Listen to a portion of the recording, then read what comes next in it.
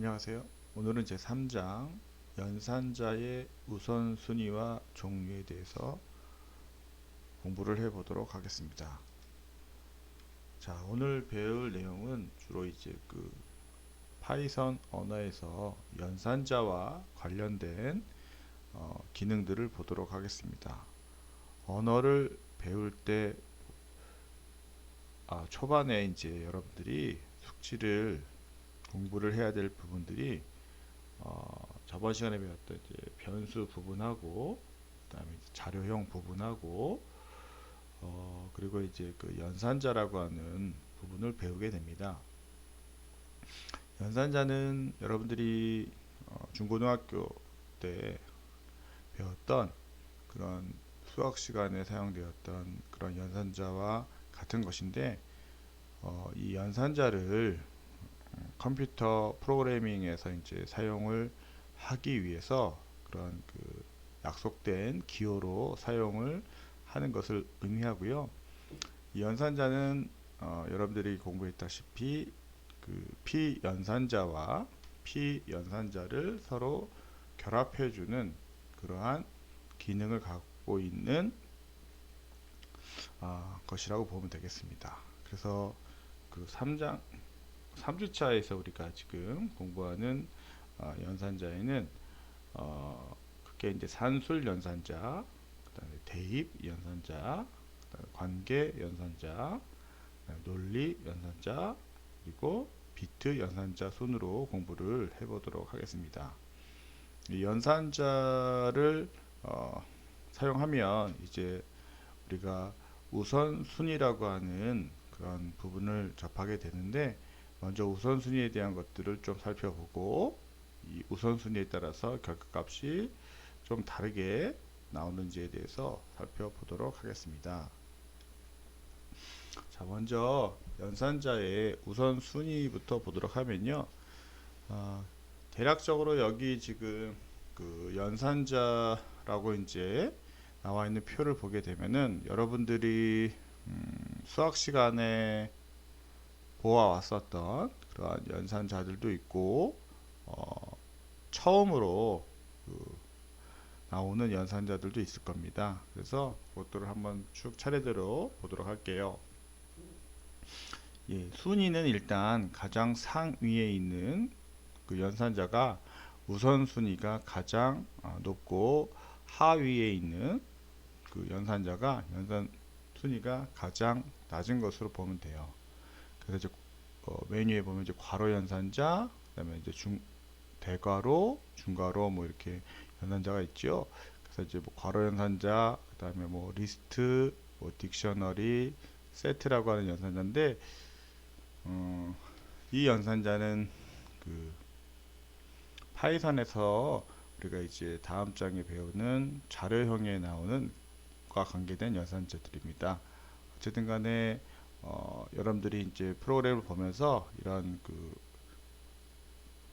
괄호, 대괄호, 중괄호 연산자가 나오면 연산 순위가 가장 높다고 생각을 하면 돼요. 그 다음에 나오는 게 이제 지수 연산자, 그래서 이제 제곱을 할 때 쓰는 연산자고요. 여기 지금 기호로는 에스테리스크가 두 개가 연달아서 연속적으로 표현이 되죠. 예.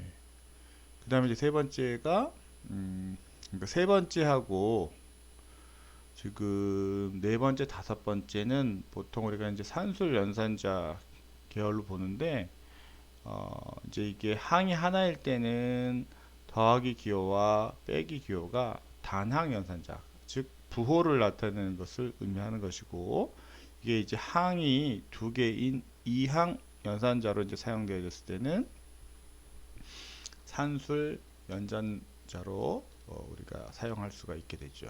그래서 이 두 개를 비교해 보면 동일하죠. 더하기 기호, 마이너스 기호로 해서 동일한데, 이게 항이 몇 개냐에 따라서 달라지는 것이고, 그 다음에 이제 이 물결 표시는 컴플리먼트라고 해서 보수 관계를 나타내는 연산자가 되겠습니다. 예, 그 다음에 이제 그 4번, 5번에 있는 산술 연산자 관계에서는 기본적으로 이제 곱셈, 나눗셈, 그 다음에 이제 이 연산자도 아마 여러분들이 처음 볼 거라고 생각하는데, 파이썬에서는 이렇게 두 가지 연산자를 지원을 해줘요. 이 퍼센테이지 모양의 연산자를 우리가 이제 나머지 연산자라고 합니다. 예, 그래서 이 연산자는 두 수를 나눴을 때의 그 나머지, 그렇죠? 어떤 두 개의 수를 나누면 나머지가 나오겠죠. 그리고 그 옆에 있는 이 슬래시라고 하는데, 슬래시를 이제 중복해서 두 개를 쓰게 되면은 이 연산자는 몫을 계산하는 연산자입니다. 그러니까 어떻게 보면 퍼센테이지하고 요 슬래시 두 개의 연산자는 나눗셈에 관련된 연산을 할 때 필요한 연산자가 되겠지요. 예. 그 다음에 이제 우리가 알고 있는 산술 연산자, 덧셈과 뺄셈하는 산술 연산자가 있고, 그 다음에 이제 여섯 번째가 이제 비트 관계에 관련된 그 연산자예요. 여기서 보면 여기까지가 이제 비트 관련 연산자인데, 이 비트 관련 연산자는 우리가 일반 십진수를 우리가 보통 수체계에서 다루는 그 대상은 십진수를 기반으로 해서 이제 연산을 하게 됩니다. 그런데 여기서는 이제 이진수를 대상해서 하는 연산들을 뜻하는 것이죠. 그래서 이것도 요건 이제 뒷부분에 가서 좀 자세히 공부할 건데 어쨌든 그런 비트 연산자가 존재를 하고요. 그 다음에 관계 연산자. 그래서 이제 이거는 보통 비교 연산자죠. 그래서 이제 작거나 같거나 크거나 같은 형태의 어떤 비교 연산자가 되고, 요거랑 이제 같이 우리가 생각할 수 있는 게 이 동등과 연산자. 그래서 보통 기호가 등호를 나타내는 부분은 좌변과 우변이 같다라고 했을 때 이 프로그래밍 언어에서는 등호를 두 개를 겹쳐서 사용을 합니다. 하나 있을 거는 우리가 이제 보통 대입 연산자, 그래 그 바로 밑에 나오죠.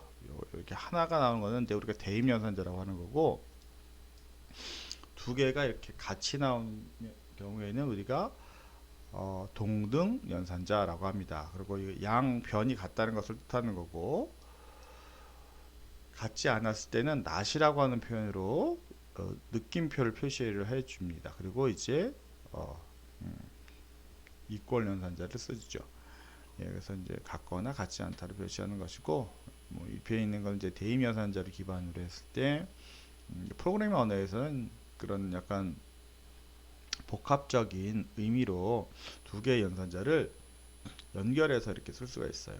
이 의미는 이제 우리가 차츰 이제 보도록 할 것이고, 그 다음에 이제 나와 있는 연산자가 논리 연산자입니다. 예, 논리 연산자는 여러분들이 아마 명제라고 하는 것들을 아마 수학 시간에 공부를 했을 텐데, 항을 비교해서 두 항이 참 거짓을 논한 다음에 거기에 따르는 참과 거짓이라고 하는 값을 결정하게 되죠. 그것을 판별해 주는 연산자가 됩니다.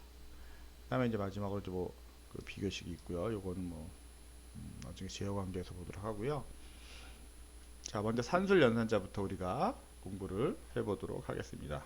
산술 연산자는 여러분들이 가장 지금까지 접해 왔었던 연산자이기 때문에 크게 이제 어려울 것이 없으리라 생각을 해요. 당연히 이제 덧셈, 뺄셈, 곱셈, 나눗셈 등을 진행하는 그런 연산자가 되겠죠. 더불어서 이제 여러분들이 처음으로 접하는 연산자가 이렇게 몫을 구하는 연산자와 나머지를 구하는 연산자 두 개를 더 추가적으로 이제 좀 봐주어야 하고, 예, 제곱에 대한 연산도 여러분들이 뭐 알고 있기 때문에 그 사용법만 좀 보면 되겠지요. 자, 여기 이제 보는 것처럼 산술 연산자의 의미입니다. 뭐 대입, 예, 다음에 덧셈, 뺄셈, 곱셈, 그렇죠? 나눗셈, 그렇죠? 나눗셈. 그 다음에 몫만을 계산하는 거죠. 그래서 8 나누기 5 했을 때 몫은 1이 되겠죠. 예, 그리고 나머지는 3이 되겠죠. 예, 그래서 이 몫을 대상하는 거하고 이제 나머지를 구하는 연산은 그 피연산자가 정수가 한정이 되겠습니다. 그 다음에 제곱을 나타내는 이제 이 에스테리스크죠. 에스테리스크를 두 개를 연속해서 이제 사용하게 되면은 제곱의 의미를 갖게 됩니다.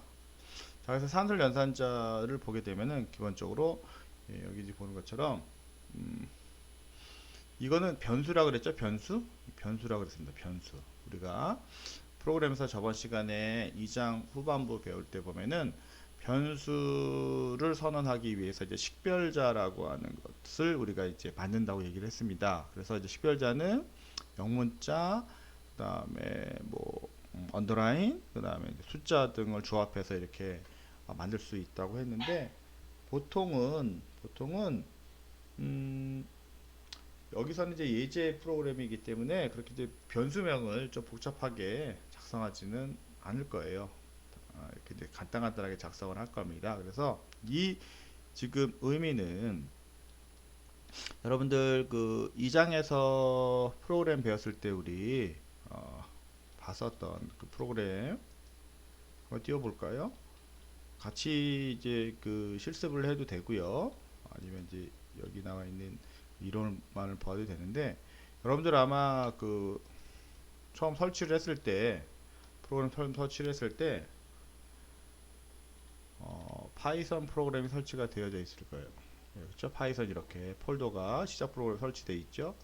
자, 거기서 이제 확장하게 되면 이렇게 4개의 메뉴로 확장되어지는데 그 중에서 우리가 실행할 수 있는 지금 프로그램이 이게 IDL이라고 하는 그런 그 통합 환경을 지원해주는 대화형의 그런 그 파이썬을 시작할 수가 있습니다. 자, 요거를 한번 시작을 해보도록 하겠습니다. 그래서 여러분들이 이 그 강의 자료를 보면서 같이 실습을 하는 게 좀 효과가 더 있지 않을까 생각을 합니다. 그래서 편집 창을 사용하기 전에 이제 간단한 이런 그 실습은 여기 보는 것처럼 대화형 인터프리터를 통해서 여러분들이 충분히 그 결과를 확인할 수가 있어요. 그래서 여기 지금 보는 것처럼 이렇게 A라고 하는 변수를 입력하고 이게 뭐라 그랬죠? 그렇죠. 대입 연산자. 동등 연산자는 아니죠. 대입 연산자죠. 그리고 여기 7이라고 하는 것은 저번 시간에 우리가 배웠을 때 상수라고 배웠습니다. 상수. 그렇죠? 상수라고 배웠기 때문에 상수를 입력하게 되면 이렇게 이제 이걸 우리는 7을 A라고 하는 변수에 할당한다. 또는 뭐 저장이라는 의미도 가는데 뭐 대입한다. 이렇게 이제 표현할 수가 있는 거죠. 마찬가지로 B에다도 이렇게 값을 우리가 이제 상수로 이렇게 주게 되면 똑같은 의미를 갖게 됩니다. 똑같은 의미를 갖게 되는 거고, 자, 그러면 지금 여기 화면에 표시는 되어지지 않지만 내가 이제 그 안에 저장되는 값을 보고 싶으면 이렇게 A를 치고 B를 치고 엔터 키를 치게 되면은 그 입력된 값을 우리가 확인할 수가 있어요. 그렇죠? 그러니까 A라고 하는 변수에 7이라고 하는 상수가 저장되어져 있는 거고 B라는 변수에 3이라고 하는 상수가 저장되어져 있는 거죠. 그러면 이제 컴퓨터는 이것을 기억하고 있겠죠. 그래서 우리가 이거를 화면상에서 보고 싶으면 어떻게 해주면 돼요? 그렇죠. 우리가 저번 시간에 배웠던 화면 출력하는 프린트 함수에다가 이 결과를 입력을 해주면 됩니다. A와 B에 만약에 여기서는 지금 몫을 계산하는 연산자를 지금 사용을 한 거죠. 그래서 교수님은 여러분들은 여기 있는 걸 다 써도 될 키워드를 더블 커테이션에서 쓰는데 교수님은 일단 결과값만 좀 확인을 하기 위해서 연산자들만 이렇게 입력을 해볼게요. 그러면 이 의미는 아까 얘기했던 대로 이제 뭐를 계산하는 거, 그렇죠?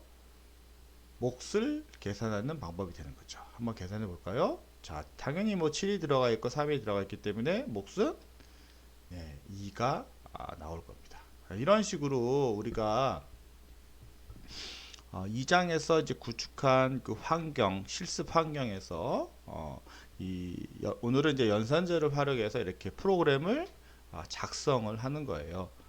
다만 이제 어떤 편집기를 이용하는 것은 아니고 이렇게 이제 인터프리팅 할 수 있는 그런 그 대화형 모드에서 우리가 이제 지금 작업을 하고 있는 거죠. 그래서 여러분들이 이렇게 내가 같이 하면서 여러분들도 컴퓨터에 그 요 대화형 인터프리터 화면을 띄워놓고 실습을 같이 하면 좋을 것 같아요.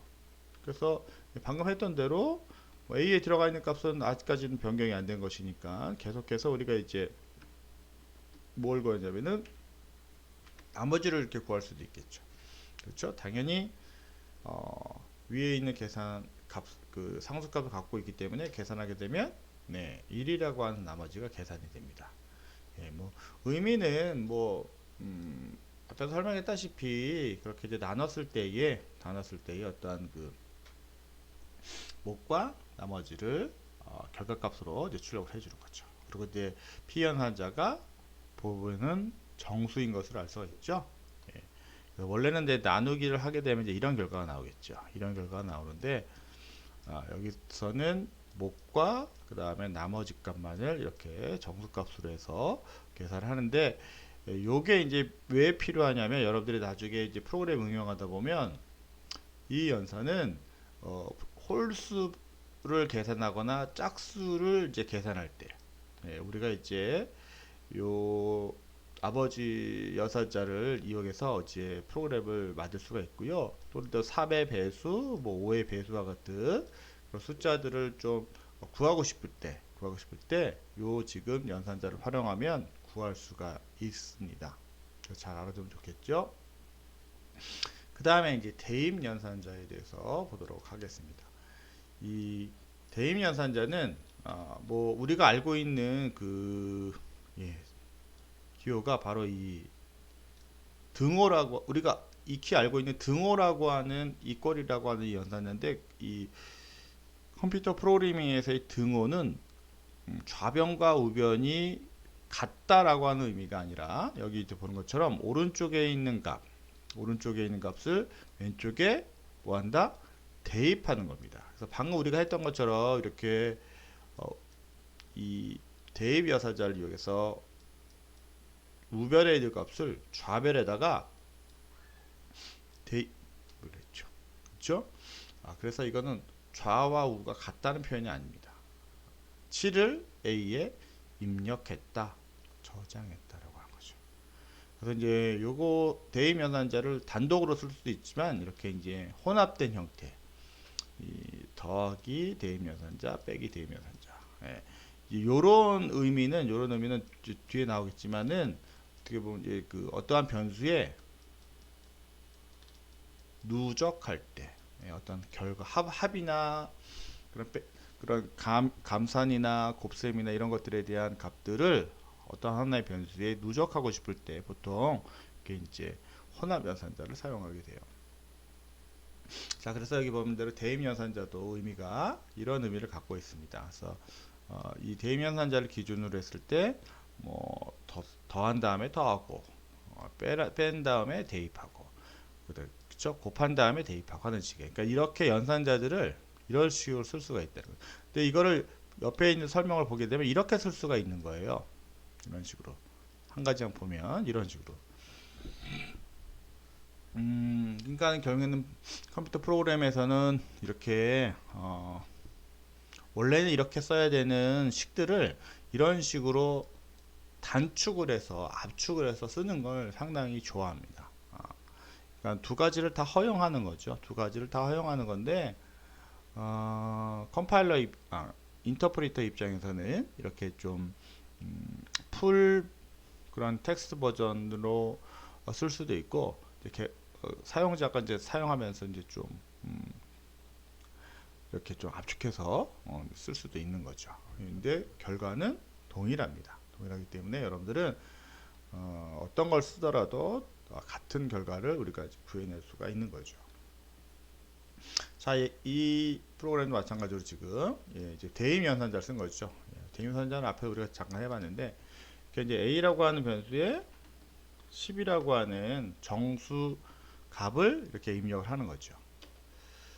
그래서 이제 나중에 이제 여러분들이 데이터 형식을 공부하면 배우겠지만 이 파이썬이라고 하는 프로그램은 변수를 이렇게 이제 선언이라고 하는데, 선언이라고 하는 과정이 상당히 융통성, 상당히 유연합니다. 그래서 그냥 A라고 하는 변수에 10을 넣게 되면은 A라고 하는 변수는 정수형 변수가 돼요.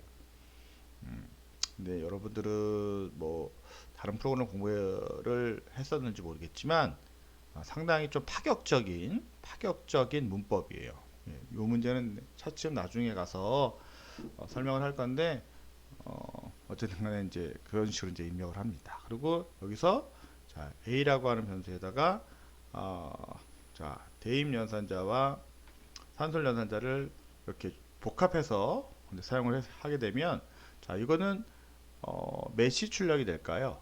그렇죠. 지금 이걸 풀었으면 A는 A 플러스 5니까 10 플러스 5니까 15라고 하는 값이 저장이 되겠죠. 예. 자, 그리고 여기서 이제 하나 좀 특이한 그 문법이 나오는데 그 세미콜론이 나와요. 세미콜론. 예, 그래서 참 본 친구들은 있겠지만 이 세미콜론의 의미는 보통 프로그램에서 문장의 마지막을 의미하는 그런 기호예요. 근데 이 파이썬에서는 문장의 마지막을 표현하는 건 맞는데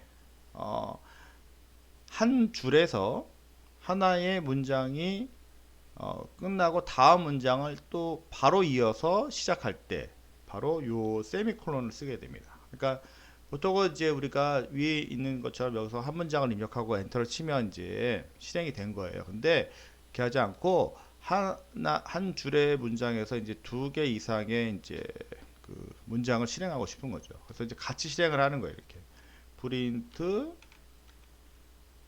하고 이제 더블 코테이션에다가 이제 입력을 해야 되겠죠. 근데 그 부분은 이제 뭐 스킵을 하고 이제 바로 이렇게 원하는 값만 한번 출력을 해보도록 하겠습니다. 그러면 2개의 문장을 한 번에 이제 실행을 하게 되는 거죠.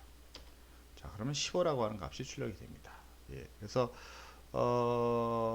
이걸 따로따로 한 줄씩 처리를 해도 문제가 되지는 않아요. 그런데 이제 지금은 여러분들이 뭐 한 줄 한 줄씩 하는 거를 더 좋아할 수도 있지만 이제 좀 익숙해지면 이렇게 이제 짧은 문장들은 한 줄에다가 다 입력하는 게 좀 더 편하겠죠. 예, 그런 걸 좀 여러분들이 좀 생각을 하면 될 것 같습니다. 자, 마찬가지로 이거는 이제 그 몫을 계산을 연산자죠. 몫을. 그래서 10에서 뭐예요, 이거? 10에서 이제 5로 지금 혼합된 연산자를 썼을 때 몫이 3이 나오죠. 3이. 여기 지금 보면은 자, 이것도 한번 같이 해보면 예, 하고 대입 연산자 쓰고 5를 이렇게 혼합해서 쓴 거죠. 그리고 바로 문장 이어서 그러니까 여기서 이제 이렇게 쓰고 다음에 넘어가서 다음 줄에서 A 값만 이렇게 확인을 해도 돼요. 그러면 이렇게 써도 결과는 동일합니다. 여기서 지금 이렇게 쓰는 거나 이렇게 쓰는 거나 동일하죠. 이런 식으로 우리가 이제 연산자를 활용을 할 수가 있겠죠. 그래서 코드를 작성할 때 한 줄에서 동일한 줄에서 2개 이상의 코드를 입력할 때는 세미콜론으로 구분해서 입력을 하면 됩니다. 그래서 이제 이게 좀 힘들면 한 줄에 한 줄씩 이렇게 코드를 작성을 해도 된다고 했습니다. 자, 그래서 여기 보는 것처럼 우리가 이제 쭉 봤지만 여러분들 지금 어때요? 쭉 본 것 중에서 이렇게 변수의 값이 계속 바뀌죠. 지금 A라고 하는 변수가 처음에는 7, 그렇죠? B는 이제 여기서 다른 데서 이제 사용된 것이 없고, 자, A가 여기서는 다시 10이 됐죠, 그렇죠? 그리고 A라는 변수에 다시 뭐예요? 여기서 15가 들어갔죠. 15가 들어갔습니다. 그렇죠? 그리고 A라고 하는 변수에는 다시 또 3이 들어갔죠. 어때요? A라고 하는 그 모양의 변수는 값이 이렇게 진행이 되면서 프로그램이 진행이 되면서 어떻게 계속 바뀌죠. 예, 이렇게 이렇게 값이 계속 바뀌어서 저장된다고 해서 요 a를 우리는 변수라고 이렇게 부르는 거죠. 화면에 이제 뒤에 나오는 뭐 7이나 3이나 이런 것들은 계속 이제 고정된 값이 들어가기 때문에 우리가 이런 것들 상수라고 이제 표현을 하는 겁니다. 그래서 일단 여기까지 하고 1교시를 마무리하고요. 잠시 쉬었다가 바로 2교시 들어가도록 하겠습니다. 자, 감사합니다.